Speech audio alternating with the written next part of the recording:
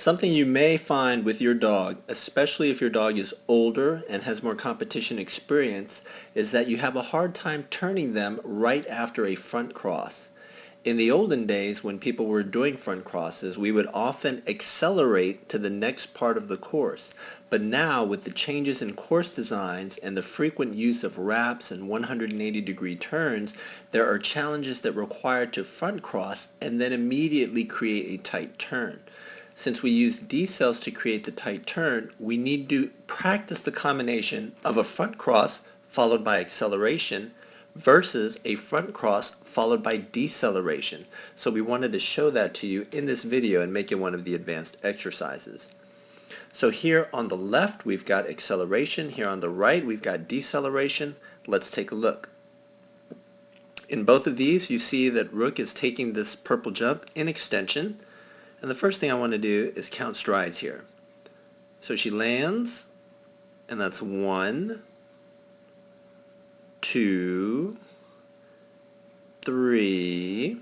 So she's 3 on both sides.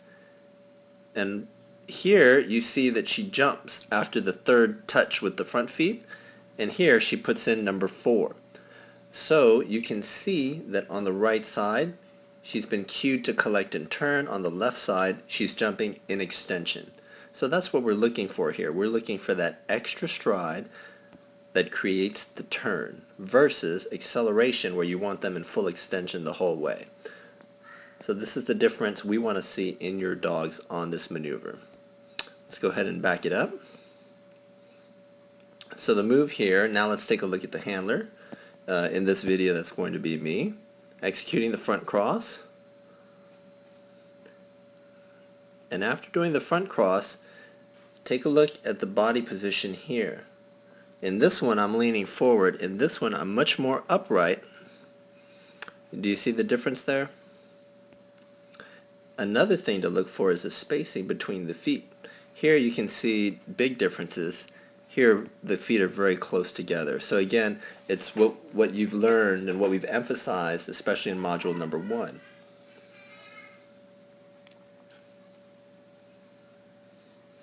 As the dog comes into the takeoff zone, again, with the acceleration, we're showing it here, whereas over here we're showing deceleration. And I will tell you there's some additional verbal help for my dog. Over here we're saying over on the acceleration side. On the deceleration side, I'm using the phrase that I always use with her when I want a tight wrap, and that's her name repeatedly. So in this case I would say Rook, Rook, Rook.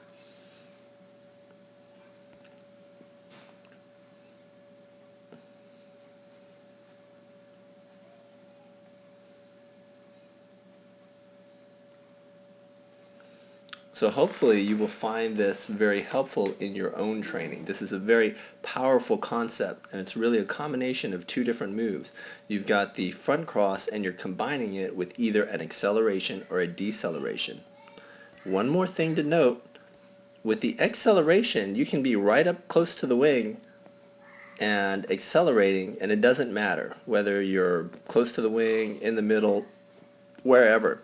But on the deceleration, you'll find that if you're forced to front cross right by the wing, there's no room. There's literally almost no room for you to be able to show a good contrast to get that deceleration. Remember, a lot of what we do is contrasting this forward lean of acceleration with the backward lean and shortening stride of deceleration.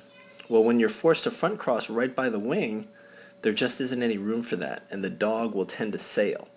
So you actually want to front cross, when we talk about the imaginary line, you want to front cross with a little bit of space before the jump, if possible. And it's that contrast that'll be able to get that for you.